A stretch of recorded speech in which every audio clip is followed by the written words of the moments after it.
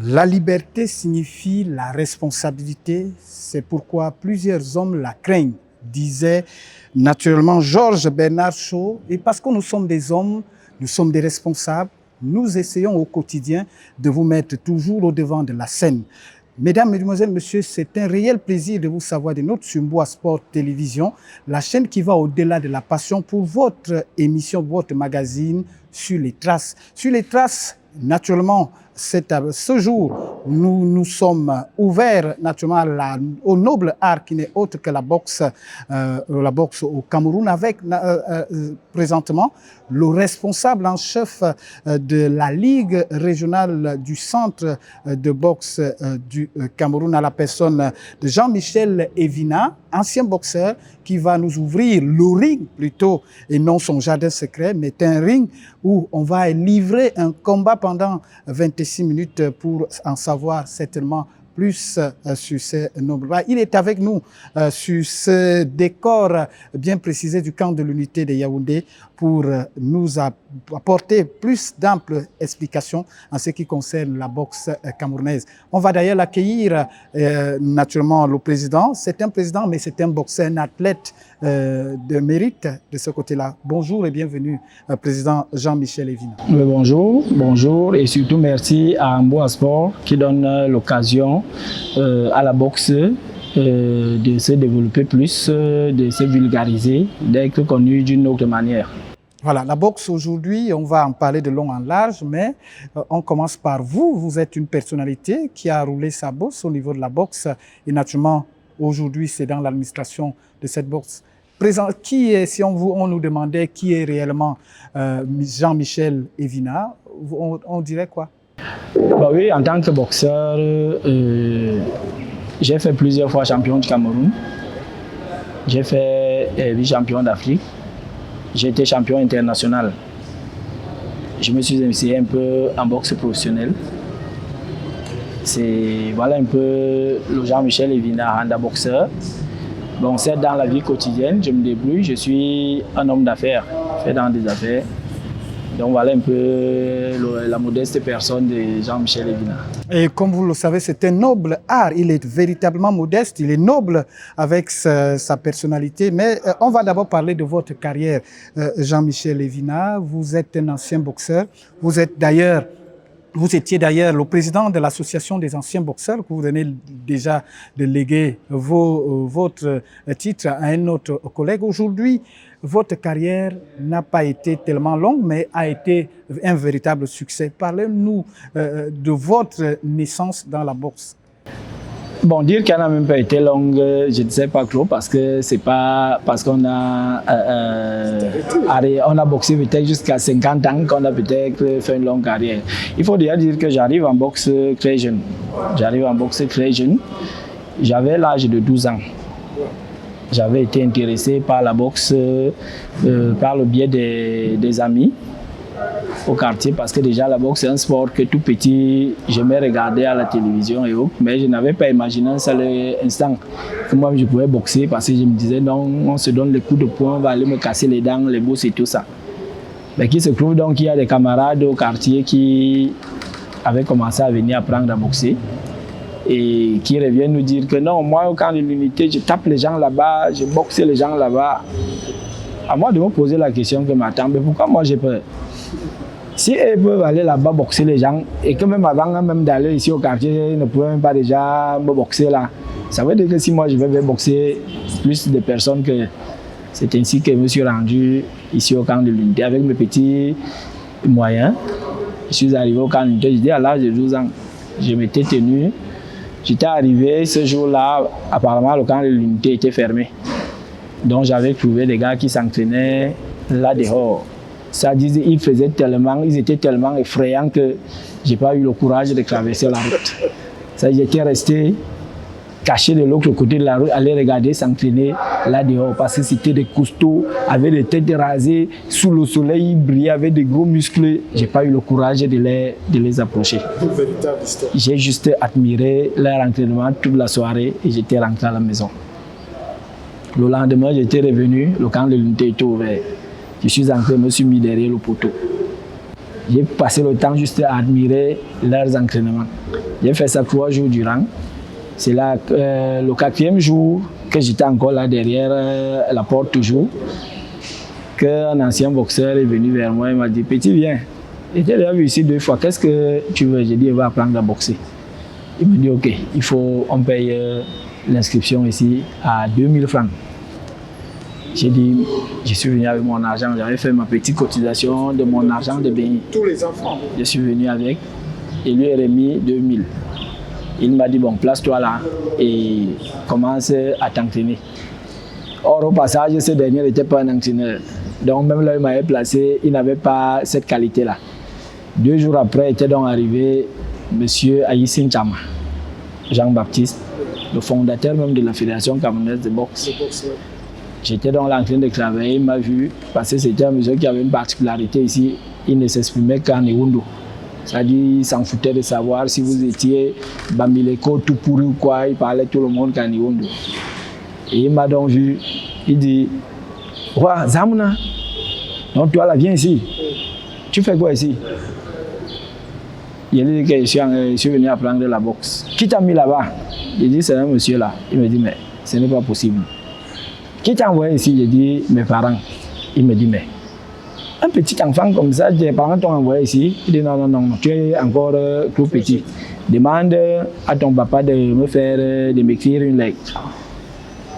Je suis à la maison, on ne savait pas que j'apprenais la boxe parce que je profitais après les cours, je venais apprendre la boxe. Et à la maison, personne ne savait que je venais apprendre à boxer. Rentré à la maison, le lendemain, je suis revenu. Il m'a demandé où est la correspondance de ton papa. J'ai dit, bon, il est rentré trop tard, je ne l'ai pas vu. Il dit, ok, dis que demain tu viennes avec. Je suis revenu le lendemain, il avait oublié pendant pratiquement 1 à 2 semaines.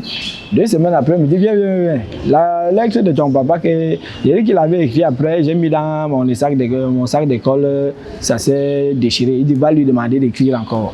Bref, j'ai jonglé comme ça jusqu'au jour où on était pratiquement, il y a presque 1 an. Oui, il m'a dit, mais attends, viens ici là. Mais depuis que je demande la lettre, il m'a dit non, tu te mets dehors. Si tu n'as pas la lettre de ton papa, si tu n'entres plus ici là. Il m'a dit, mets-toi dehors. Je suis resté là, n'ai rien dit. Mets-toi dehors, je suis resté là, n'ai rien dit. Il a appelé les enfants, il a dit, mettez-le dehors. J'ai commencé à courir tout autour du camp de l'unité. Pendant que les gars m'avaient donc attrapé pour me mettre dehors, il y a mon grand frère qui est un père même, à Handodon, qui était un dirigeant de la fédération. Il était parmi les dirigeants de la fédération, qui souvent quand il venait au camp de l'unité, je me cachais.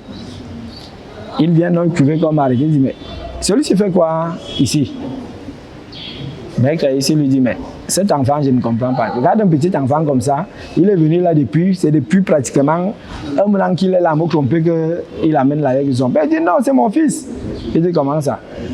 Ce monsieur ici depuis, toi tu dis que tu ne le vois pas, il ne l'a jamais vu. Alors comment donc, ils finissent de trouver un terrain d'entente là-bas, je commence donc à m'entraîner normalement. Mais malheureusement, c'est là où la nouvelle arrive aussi à la maison. Pas déjà chez le papa, ça arrive parce que je grandis beaucoup plus avec ma grand-mère.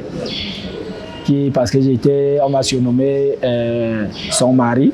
Donc à son décès, elle a dit non, je viens chercher mon mari. Donc j'étais avec ma grand-mère.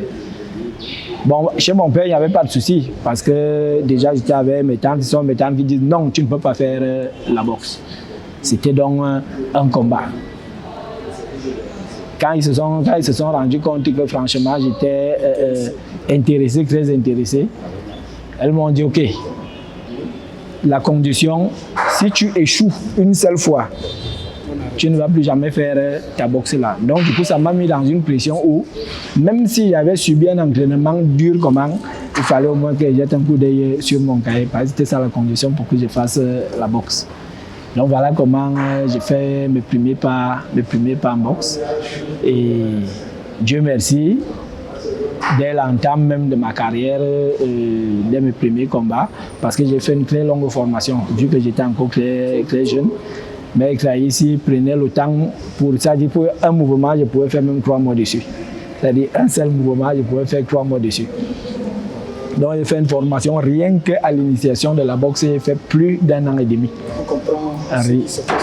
Rien qu'à l'initiation. Donc ce qui fait que quand j'ai eu l'occasion de monter sur le ring, c'était parti. Dès le premier combat, j'avais gagné par arrêt d'arbitre. Le deuxième, j'avais gagné par arrêt d'arbitre. Championnat départemental, j'étais champion. Championnat de la ville de Yaoundé, j'étais champion. Championnat provincial, j'étais champion. Et puis, c'est comme ça que les choses étaient parties.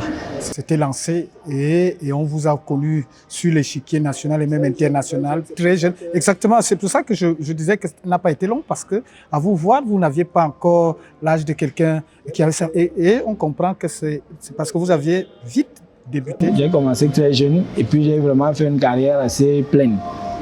Assez pleine. Bon, c'est vrai qu'à un certain moment, quand je suis revenu d'Australie, il était question pour moi d'entamer une carrière professionnelle. Mais je me suis trouvé face à des problèmes de santé énormes.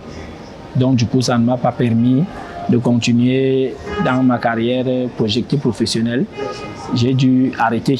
Oui, exactement. Mais vous êtes resté toujours dans ce sillage de la boxe et aujourd'hui, on peut le comprendre. Il faut dire que je ne suis pas tout à fait resté dans le sillage de la boxe. Après tous ces problèmes, je me suis jeté dans la vie active. J'étais dans la vie active, les affaires, plein d'affaires, vraiment un peu partout. Ça m'occupait tellement, ça ne me laissait vraiment pas d'espace pour me réintéresser à la boxe. Encore qu'en réalité, il faut dire que dans ma logique, la boxe, c'était le ring. Et après, il n'y avait plus rien. D'accord. Aujourd'hui, on sait que vous êtes revenu sur vos premiers pas, pour vos premiers amours. Mais ce qu'on veut savoir, qu'est-ce que gagne un athlète, un boxeur? Qu'est-ce qui est fondamental pour un boxeur? Qu'est-ce qu'on gagne de ce côté? C'est parce qu'on voit souvent des gens avec des coups de poing recevoir. Mais qu'est-ce qu'on gagne naturellement pour un boxeur? Oui, du coup, ça me donne l'occasion ici d'aborder un autre pan. Parce que la boxe, c'est l'école de la vie. Ça dit en dehors de ce qu'on va voir des coups de poing, en dehors de ce que... Ça dit la boxe aujourd'hui, je dois beaucoup à la boxe. Je dois beaucoup à la boxe parce que je crois même que si j'arrive à être ce que je suis aujourd'hui, si je suis debout aujourd'hui, c'est grâce à la boxe. Parce que la boxe a ceci de particulier que vous pouvez, ça dit, selon un entraînement spécifique, adapter un enfant à n'importe quel style de vie. Ça veut dire quoi? En boxe, vous pouvez avoir un enfant très turbulent à la maison, qui est trop têtu, trop turbulent et tout. Vous l'amenez en boxe, vous le présentez à un encadré de boxe, vous lui dites vraiment cet enfant est trop turbulent. Il y a un entraînement adéquat, spécifique qu'on va lui donner pour effectivement canaliser sa violence là, sa force là et tout. Vous pouvez avoir un enfant très faible, mou, amenez-le en boxe. Cet exemple, je l'ai vécu moi-même, c'est-à-dire chez moi. Mon premier fils était vraiment ça, très faible, très mou et tout. Moi-même, j'ai commencé à l'entraîner. Aujourd'hui, mais c'est un monsieur, c'est un homme. Il a même fait champion départemental dernièrement. Ce n'est pas forcément pour être champion, pour devenir, non, c'est la vie. C'est fondamental de le réitérer. Et il faut le dire parce que quand vous avez appris à boxer, c'est-à-dire les coups de la vie, vous les recevez beaucoup, c'est-à-dire... Vous savez les gérer et vous savez les gérer. Parce que les coups qu'on prend en boxe, c'est un peu comme les coups de la vie. C'est-à-dire en boxe, il y a des réalités dans lesquelles vous vous adaptez, qui vous préparent à la vie active. Quand vous avez effectivement appris à boxer, vous comprendrez que la boxe n'est pas ce que les gens qualifient, c'est-à-dire les gens bagarrent pour rien, les gens se donnent les coups de poing pour rien. Non! Cette idée-là. Voilà, parce que c'est une appréciation de loin. Parce que la boxe, c'est... Il faut être dans la maison. La boxe, c'est un jeu d'intelligence. C'est typiquement intelligent. Parce que justement, en boxe, si vous venez pratiquer la boxe parce que vous êtes fort, vous ne vous en sortirez pas. La boxe, c'est un jeu d'intelligence. Il faut donc venir maintenant. Ce sont des mathématiques, comme le disait le grand frère Nungibanga. La boxe, ce sont les mathématiques. C'est-à-dire la boxe, c'est un développement d'esprit. C'est clair. C'est-à-dire quand vous trouvez sur un ring, j'avais vu une étude en Australie sur les sports où on définissait le boxeur comme le sportif le plus intelligent. Pourquoi? Parce que justement, il était celui qui avait très peu de temps pour pouvoir trouver une solution à un coup de poing qui est lancé, pour voir comment se défendre et pour comment réagir. C'est une fraction de voilà, c'est une fraction de seconde. Et vous arrivez donc à cultiver ça. C'est justement ça. Moi, quand je boxais, on m'appelait le philosophe des rings. On m'appelait le philosophe des rings parce que la formation que moi j'ai eue, l'initiation que j'ai eue, mon entraîneur, père son âme, ici disait toujours, je t'interdis d'encaisser un coup de poing. Je t'interdis. En même temps, il dit, je ne sais comment tu vas me justifier que tu as raté un coup de poing. Parce que qu'est-ce qui te manque? Je n'étais pas pu à esquiver, je n'étais pas pu à bloquer, je n'étais pas pu à une bonne garde. Donc tu as tout pour ne pas encaisser un coup de poing. Donc, et c'est ça la boxe. La boxe, on ne fait pas la boxe parce qu'on vient prendre les coups de poing. On ne fait pas la boxe pour prendre les coups de poing. On fait la boxe pour développer l'intelligence, c'est-à-dire la supériorité de l'intelligence sur la force. C'est ça la boxe. Merci Jean-Michel Evina pour ces enseignements. Ça montre que les préjugés ou les appréhensions que certains ont de la boxe sont lointains par rapport à ce qui se passe réellement. Et ça nous permet aujourd'hui d'aborder notre pan par rapport à vous. Vous êtes resté, même après vos affaires, vous continuez à les pratiquer.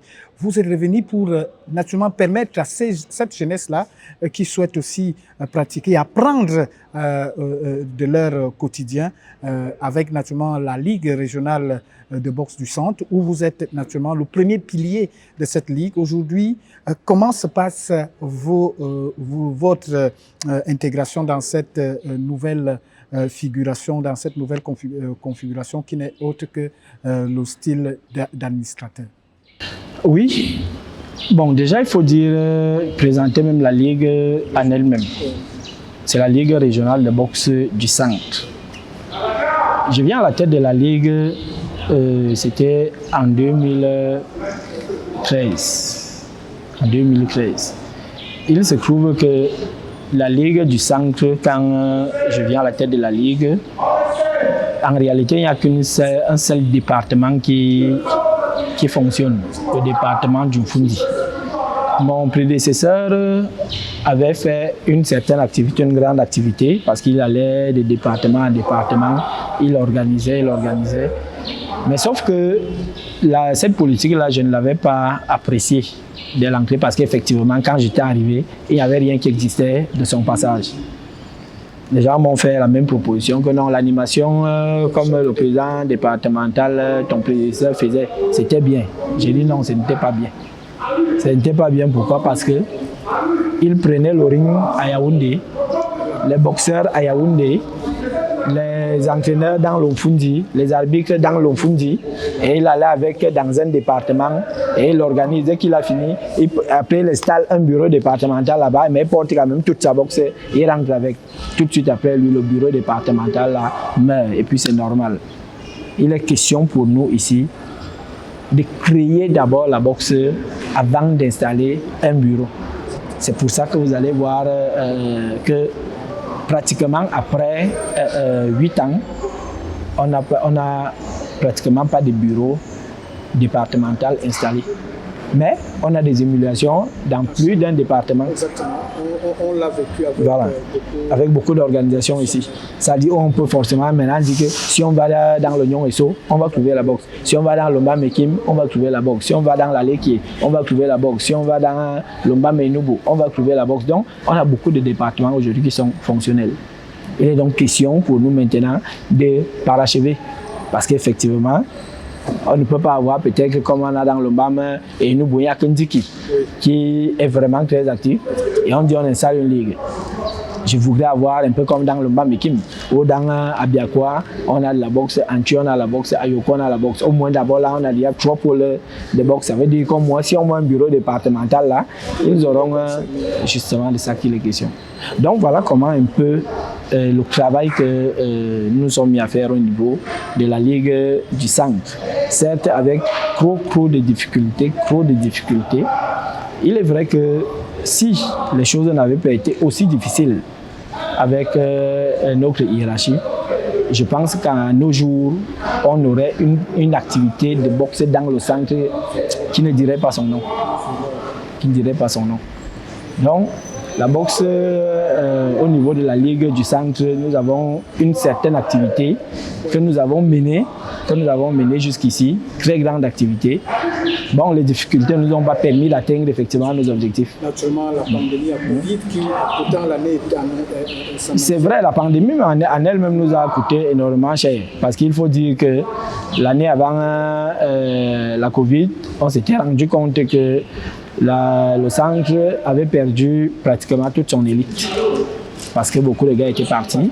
Et il fallait franchement revenir sur le niveau. Nous avons lancé un championnat. Nous sommes allés prendre les enfants de 3e série, où nous avons organisé un championnat qui a tenu sur 3 mois. Et au sortir de ce championnat, tous les gars qui sont passés de la 3e série à la 2e série. Donc, il était prévu pour nous, cette année qui est en train de s'achever, de lancer la 2e série.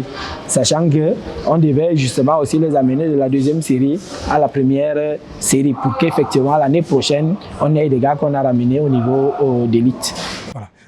La région du centre, vous le disiez tantôt, a eu des meilleurs boxeurs, les Wilfried Tsei qui ont finalement se sont expatriés, a toujours été leader au niveau de la boxe. Aujourd'hui, quelles sont les articulations, les activités pour la nouvelle année? On sait que les difficultés ne vous ont pas permis déjà les dernières années pour mettre en marche votre plan d'action. Qu'est-ce qui est prévu pour les saisons sportives qui s'annoncent naturellement dès janvier prochain? Oui, déjà, il faut dire que la Ligue du Centre compte énormément sur ses démembrements, à savoir les départements. Je saute même surtout sur un projet de la Ligue départementale du Mfundi qui a tenu son conseil d'administration dernièrement, qui projetait bref, ils ont lancé un programme d'un club, un quartier, un club. C'est-à-dire en 2021, un quartier, un club. C'est un projet qui me tient vraiment à cœur. Et je compte énormément, j'en ai d'ailleurs fait l'approche, sur les anciens boxeurs, sur l'association des anciens boxeurs. Parce qu'il faut dire à un certain moment que nous avons connu beaucoup de problèmes à ce niveau. C'est-à-dire au niveau régional du centre, il faut dire que chaque début de saison, nous commençons par une formation des entraîneurs, une formation des juges, arbitres et le recyclage y compris. Mais quand on se retrouve là que généralement, les gens qui répondent à l'appel, c'est des personnes qui n'ont pas boxé. C'est vrai, on va les accueillir, mais sachant ce que c'est la boxe, on se dit qu'il n'y aura pas un travail vraiment accompli. Donc, on souhaite, c'est-à-dire justement avec l'avènement de la relance de l'association des anciens boxeurs, et vu qu'il y a beaucoup d'émulation de ce côté-là, je compte vraiment sur eux pour qu'effectivement ils se rapprochent de la boxe. Qu'ils comprennent effectivement que la boxe ne s'arrête pas que sur le ring. Il y a beaucoup de métiers en boxe. On peut être entraîneur, on peut être arbitre, on peut être speaker, on peut être chronomètre. Il y a beaucoup de métiers en boxe. Donc aujourd'hui, les anciens boxeurs se rapprochant de cet objectif-là vont certainement aider une initiative comme celle-là. Et aussi de projeter ce même genre d'initiative dans d'autres départements pour justement effectivement faire arriver à notre objectif premier qui était de faire de la boxe dans le centre une réalité. La boxe est d'ailleurs considérée comme le noble art, c'est un noble art qui a quand même permis au Cameroun d'avoir sa première médaille naturellement aux Jeux Olympiques avec le Camerounais Joseph Bessal et puis Ndongo Ebanga. Aujourd'hui, quel regard portez-vous sur la boxe camerounaise d'avant et celle d'aujourd'hui au XXIe siècle? C'est vrai, j'ai un pincement au cœur de le dire, mais la boxe à nos jours est pratiquement en agonie. Elle est en agonie parce que je veux dire que boxeur que j'ai été, et dirigeant que je suis aujourd'hui, c'est deux mondes différents. Et puis j'ai appris les choses d'une autre manière. Quand nous étions boxeurs, on disait toujours qu'il n'y a pas de boxe sans boxeur. Il n'y a pas de boxe sans boxeur. Moi aujourd'hui, je comprends que le boxeur vient après. Parce que s'il n'y a pas un bon dirigeant, il n'y aura pas de boxe. C'est pour ça aujourd'hui, c'est pour ça que je parle de justement deux mondes différents. Parce qu'effectivement, ce qui se passait avant à aujourd'hui, franchement, pour ceux qui aiment la boxe, ils écraseraient une larme au passage. La boxe n'est pas seulement de faire des champions. La boxe, c'est comme j'ai dit, l'école de la vie. C'est toute une vie à apporter à une nation comme notre pays. On ne vient pas seulement en boxe parce qu'on veut être champion. C'est pas parce que la région du centre est la région qui présente le plus grand nombre de champions. Exactement. Mais c'est pas ça le problème. C'est pas ça le problème. C'est-à-dire il faudrait. Parce qu'on voit des enfants, il y a un phénomène même actuellement qui est dehors, la drogue et tout ça. Franchement, c'est la boxe qui est bien outillée pour encadrer ce genre de phénomènes. On se dit peut-être que c'est même parce que justement celle-ci est négligée, qu'elle n'a justement pas continué dans la même lancée qu'elle était, que les enfants sont dans la dépravation à ce niveau. Donc c'est pour ça que je dis aujourd'hui, c'est avec pincement de cœur, un pincement au cœur que je dis, la boxe a des problèmes. La boxe a un sérieux problème. Parce qu'effectivement, il nous faut relancer la vulgarisation de la boxe. Non seulement commencer d'abord par l'éducation des masses, parce que les gens ne connaissent pas la boxe et les gens apprécient mal la boxe. Si bien qu'un jour, j'ai suivi l'entraîneur national déclarer à la chaîne nationale, à la radio nationale, que la boxe c'est pour les enfants de la rue. Que la boxe c'est pour les enfants de la rue. Attends, c'est quand même assez terrible que ça vienne d'un entraîneur. Et quand il le déclarait, dans l'équipe nationale, on avait des enfants qui étaient professeurs d'éducation certifiés, professeurs d'éducation physique certifiés comme lui, entraîneur national. Mais elle a quand même trouvé le moyen de dire que la boxe c'est pour les enfants de la rue. C'est clair que quand un parent entend ça au quartier, qui n'encourage pas son enfant à aller là, non. Il faut une certaine éducation de masse. Parce que la boxe a, dans le développement de notre pays, la boxe a sa place. La boxe a sa place. Parce que c'est pour ça qu'il parle de commencer par l'éducation des masses. C'est pour ça le lieu pour moi de vous remercier, de vous dire merci, de tenir ce genre d'initiative. Parce que justement, ça me donne l'occasion de dire aux gens, la boxe c'est un sport, mais la boxe c'est une école. C'est l'école de la vie. Donc on va sortir de cet entretien avec cette question qui concerne, parce que vous êtes ce qu'on appelle le porte-étendard de la boxe, vous êtes boxeur, vous êtes dans l'administration de la boxe.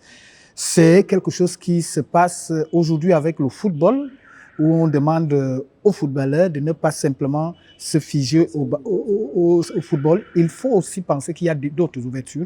Vous êtes un exemple au niveau de la boxe. Vous aviez été boxeur. Aujourd'hui, vous êtes dans l'administration de la boxe. Comment ça s'est passé, monsieur Jean-Michel Levy? Je vous ai dit, après ma carrière sportive, je me suis jeté dans la vie active. Mais il y a des collègues qui sont revenus vers moi, me dire vraiment, gars, viens nous aider. Parce que là où on s'entraîne, là-bas, on a vraiment personne qui peut bien nous suivre. Pardon, viens nous aider. Je leur ai dit franchement, je n'ai pas de temps. Ils ont tellement insisté, ils sont venus chez moi plusieurs fois. Bon, j'ai fini par accepter. Je suis revenu au camp de l'unité.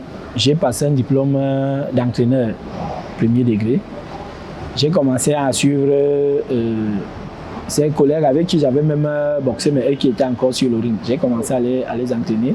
Je les ai suivis pendant pratiquement plus d'1 an. Et il n'y avait pas d'organisation. Je les suivais en tant que boxeur professionnel. Il n'y avait pas d'organisation en boxe professionnel.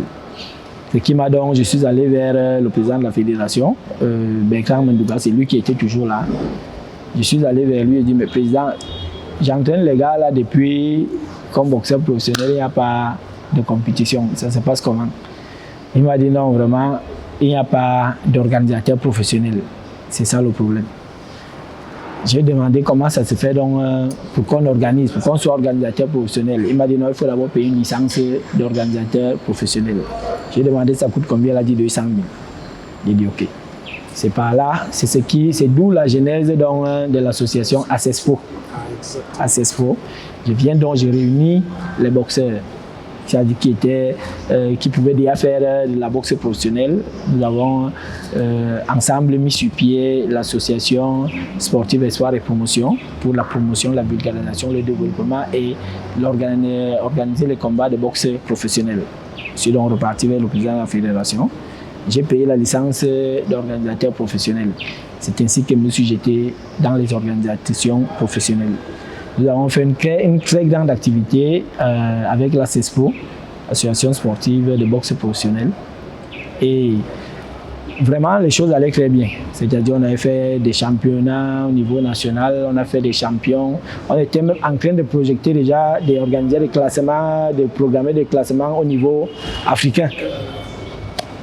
Bon, malheureusement, pendant qu'on était en pourparlers avec un partenaire avec qui on avait signé un contrat, quand le contrat devait aboutir, parce qu'en fait, ça devait justement nous donner un décollage vraiment très fort, parce qu'on avait des financements, on avait un soutien matériel et tout qui devait arriver, qui venait de l'étranger. Malheureusement, quand le contrat a été signé, alors qu'on devait nous fournir en matériel et en finances, le partenaire avait publié sur son site justement le partenariat avec l'association. Et quelques temps après, il nous a dit non. Après la publication, il y a quelqu'un qui nous a saisi et il nous a envoyé les éléments prouvant qu'il était le président de la Fédération camerounaise de boxe. Et il nous a dit qu'il n'avait pas connaissance d'une association au nom de ACESPO au Cameroun. Et que vous n'étiez qu'un escroc et un arnaqueur. Donc, voilà comment... c'est pas ce qui a tué l'association. Moi, franchement, ça m'a porté un gros coup parce que là, ces organisations-là, je souffrais énormément dans mes propres moyens. J'ai d'ailleurs perdu beaucoup de mes affaires à cause de ça. J'ai dû liquider certaines de mes affaires pour répondre au calendrier d'activités que j'avais présenté. J'ai vendu des voitures, j'ai vendu des fermes pour arriver à ça. C'est-à-dire, prendre un coup pareil, ça m'a énormément épuisé. Mais ACESPO n'est pas mort parce qu'ACESPO est resté vivant avec le travail que nous avons fait. Au niveau international, ACESPO est membre de l'Union africaine qui coordonne la boxe professionnelle. Et ACESPO continue son travail. C'est ainsi donc, après ce coup-là, il est donc arrivé les élections à la fédération. Notamment, ça commençait par la Ligue du Centre. C'est ainsi que les gens m'ont approché. Ils m'ont dit, bon, vraiment, la Ligue du Centre, parce que mon prédécesseur était souffrant.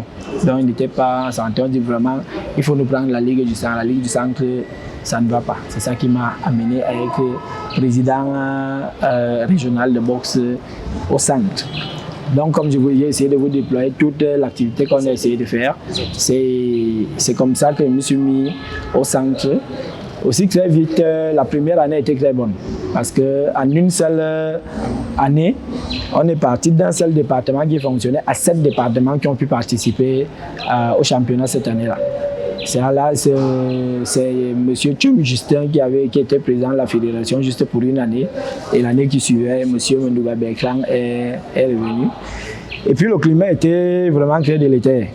Très délétère, c'est bien que ça a commencé à aller dans tous les sens, c'est-à-dire on voulait faire une organisation, les boxeurs disaient on leur disait que s'ils venaient quand le centre organise, on n'avait pas pu les appeler à l'équipe nationale.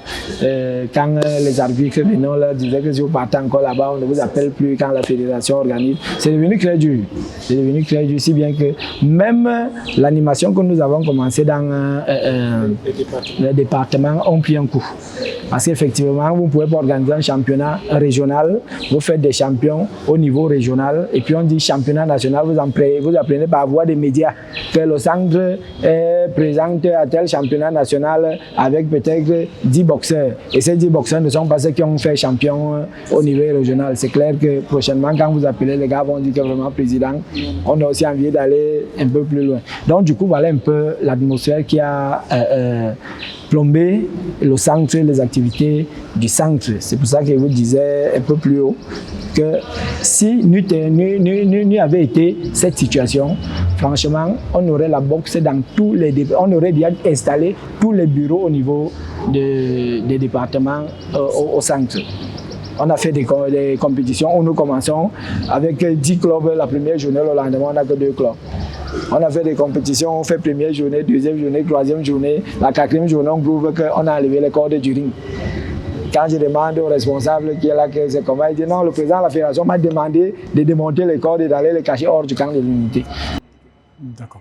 On comprend bien que le climat au niveau de la Fédération camerounaise de boxe est délétère, ne permet pas naturellement aux différentes ligues de pouvoir fonctionner. On le comprend, la boxe prend un sérieux coup en pleine désuétude. Donc on a quand même certains athlètes qui s'en sortent, ceux qui sont hors du Cameroun. C'était avec un réel plaisir qu'on vous a permis d'avoir cette réaction. On ne peut pas quitter sans avoir le dernier mot du président. Lorsqu'on est devant le président, il a certainement un message à donner à ses...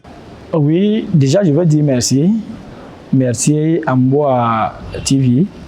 Et l'initiative, franchement, me va droit au cœur. Et j'exhorte franchement vos collègues des médias de nous multiplier ce genre d'occasions parce que nous sommes peut-être, on a peut-être survolé, mais il faut franchement des plateaux d'éducation à la boxe. Nous avions déjà projeté ça avec le regretté Tchalaïsi qui était président départemental du Mfundi. C'est-à-dire, il était question de saisir les délégués au niveau de l'éducation pour pouvoir nous donner des espaces dans les établissements pour qu'on enseigne la boxe aux enfants. Quand on utilise les médias comme les vôtres pour enseigner les masses de la boxe, le bien fondé de la boxe, l'avantage qu'on a à pratiquer la boxe. On ne fait pas la boxe seulement pour devenir champion. C'est pour ça que je refuse qu'on parle de boxe en nous disant qu'on a les gens qui sont qualifiés pour les Jeux Olympiques, on a les champions. Non, c'est pas ça. La boxe, la population a besoin de la boxe. Le Cameroun a besoin de la boxe. La vie a besoin de la boxe. Donc, vraiment, je vous remercie. Vous aviez compris, la boxe, c'est l'école de la vie. Et l'école de la vie, elle nous a été donnée cet après-midi ou ce jour par le président Jean-Michel Lévina, ancien boxeur et président de la Ligue régionale du Centre, en vous disant merci de nous avoir suivis. On se donne rendez-vous. On essaiera d'ailleurs d'accompagner la Ligue régionale du Centre de boxe dans toutes ses actions pour vous permettre, Mboa sera certainement le creuset de la boxe au Cameroun et naturellement dans la région du Centre. En vous disant merci, on se retrouvera plus tard. Merci.